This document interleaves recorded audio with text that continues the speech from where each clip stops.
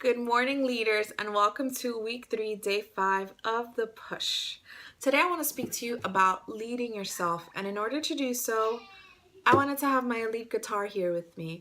As you may or may not know, I am a 2-time elite coach, and I'm telling you this not to brag or anything like that, because I feel like a lot of times when we're reaching for diamond or we're reaching for star diamond, we look at it as a perk. Like, we want that recognition, we want it, and we have no idea why we want it.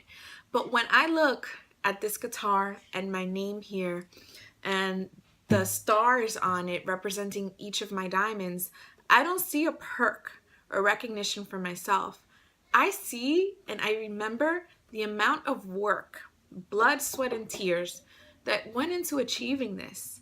In order to be a diamond or a star diamond, in order to be the leader that you want to be, you have to outwork, outperform, lead yourself better than you lead anybody else, hands down. That's the way to grow, and that's the way to set an example for your team.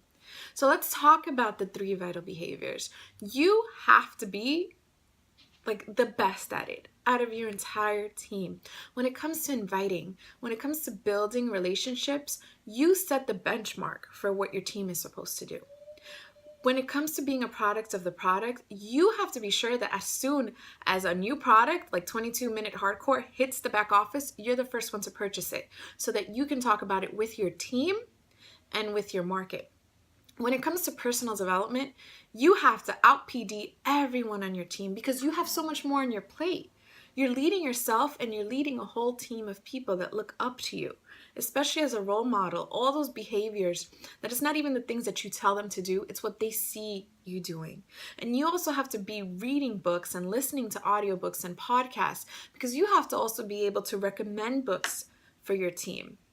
Leadership is not a privilege. Leadership is a responsibility, a major one. You have to know what you're getting yourself into. So that's why discipline is so important. It's really not that complicated, but it's about being committed to getting those 3 vital behaviors done every day. And not only those 3, because there are actually 4 vital behaviors. And the 4th one is recognition for your team, for your leaders. So you're leading yourself, but you're also recognizing them for the steps that they're taking in leading themselves. Celebrate everything that they do, from the smallest thing to the biggest things, from your challengers to your coaches. That's just as important as the first 3 vital behaviors because that's how people grow. And they also grow from watching everything that you do. Remember, we're role models. People are going to watch our behaviors more than they watch anything else. I have coaches that watch me when I add coaches to their leg. I mean, you don't even have to talk about what you're doing and what you're not doing because they're going to be observing you. You know, they trusted you. They came into this business because of you.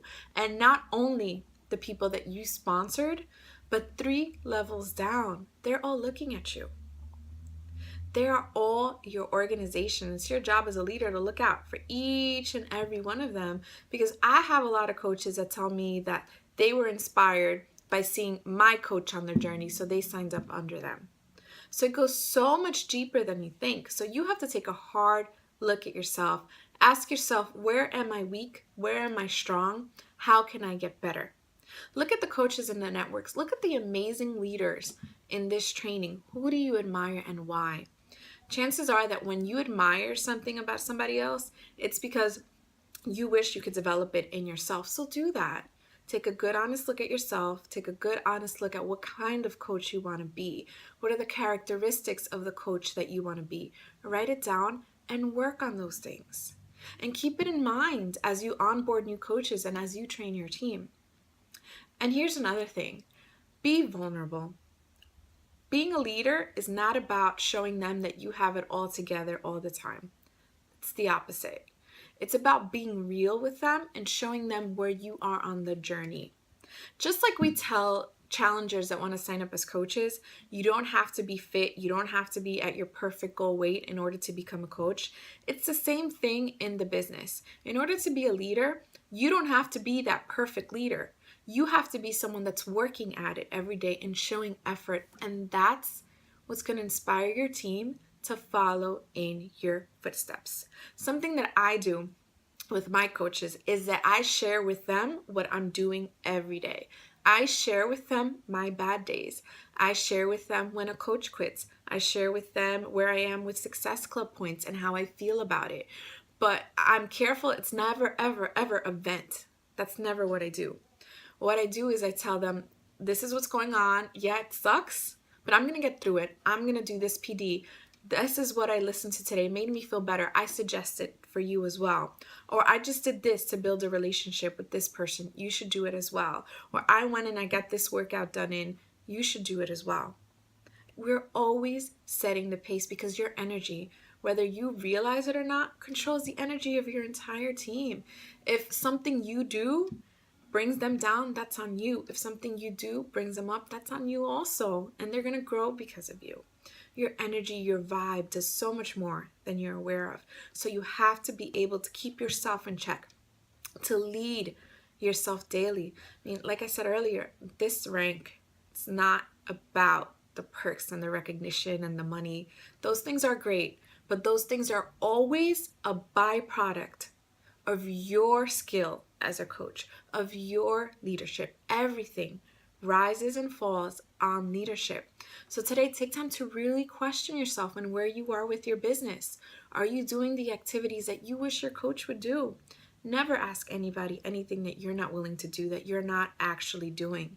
Because when you have the respect of your coaches, because they see your grind, not hear you talk about a grind, when they see it and they see you rank advancing and they see you adding coaches and they see you completing a workout program, you're going to be the kind of coach that they want to be like. And leading them is going to be so much easier. So, especially this weekend, spend this time thinking about your business and who you are, where you can get stronger, where you can pick up the slack, where you can do better. Those are the questions that a good leader is always asking themselves. Because if you want the elite guitars and to be able to walk on that stage at Summit, got to roll up your sleeves and get to work. Have an awesome day, guys. Bye.